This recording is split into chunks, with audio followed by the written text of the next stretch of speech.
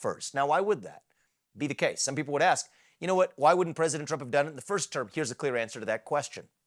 West Virginia versus EPA was the Supreme Court case that came from Trump's Supreme Court, the Supreme Court that included multiple Trump nominees. West Virginia versus EPA was the single most important case in our lifetime, and it only came down in the last couple of years. Here's what it said. In that case, you had certain regulations of the EPA that were challenged in this case, where the Supreme Court came out and said that those regulations themselves are inherently unconstitutional. They came out with a new doctrine called the Major Questions Doctrine that said if a regulation from a three-letter agency, in this case it was the EPA, but the same thing would apply to the FDA, the SEC, the FTC, and so on.